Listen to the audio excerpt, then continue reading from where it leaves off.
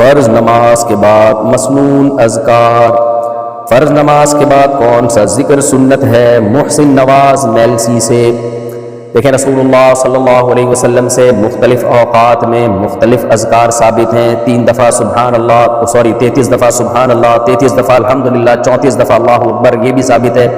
33 دفعہ سبحان اللہ، 33 دفعہ الحمدللہ، 33 دفعہ اللہ اکبر، اور آخری مرتبہ لا الہ الا اللہ وحدہ لا شریک لہ لہ الملک ولہ الحمد وہو علی کل شیء قدیر. 100 کا عدد اس طرح سے پورا کریں، یہ بھی ہے. آیت الکرسی بھی ہے، اللہم انت السلام والی دعا بھی ہے، اللہم لا مانع لما اعطیت ولا معطی لما منعت ولا ينفع ذا الجد منک الجد، یہ دعا بھی ہے. تو یہ اسی طرح 10 دفعہ سبحان اللہ، 10 دفعہ الحمدللہ اور 10 دفعہ اللہ اکبر، یہ بھی ہے.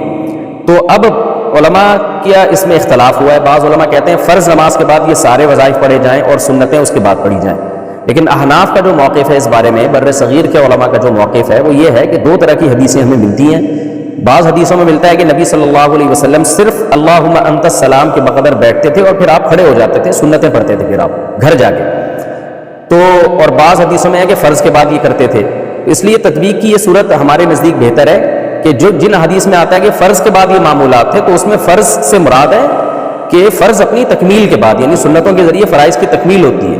یعنی فرض نماز اپنے لوازمات کے ساتھ جب مکمل ہو جائے تو، اور یہ احتراز ہے اشراق اور دیگر نوافل سے، کہ نوافل کے بعد نہیں بلکہ فرائض کے بعد. تو فرائض کے فوراً بعد مراد نہیں ہے، بلکہ جو فرائض کے جو لوازمات ہیں سنت موقدہ اس کے بعد.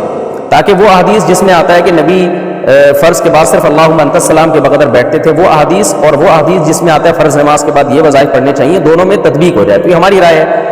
عرب میں ایسا نہیں، عرب کہتے ہیں فرض کے فوراً بعد وہ سنتوں میں تاخیر کرتے ہیں. ہماری نظر میں سنتوں میں تاخیر کرنا افضل نہیں ہے دیگر احادیث کی وجہ سے. یہ اختلافی مسئلہ ہے، تو ہم اسی کی کو ترجیح قرار دیتے ہیں، راجح قرار دیتے ہیں کہ فرض نماز کے بعد آپ مختصر دعا پڑھ لیں اللہم انت السلام والی، تاکہ اس حدیث پر بھی عمل ہو جائے جس میں آتا ہے نبی اللہم انت السلام کے بقدر بیٹھتے تھے. اور پھر سنتوں کے بعد آپ یہ تمام وظائف پڑھ لیں، یا کبھی کوئی وظیفہ پڑھ لیں کبھی کوئی پڑھ لیں. 33 دفعہ سبحان اللہ الحمدللہ اللہ اکبر وہ تو ہمیشہ پڑھنی چاہیے. اور پھر آیت الکرسی کی بھی بڑی ترغیب ہے، اللہم لا مانع لما اعطیت، سارے پڑھ لیں، نہیں تو کسی ایک کا معمول بنا لیں، سب طرح سے جائز ہے.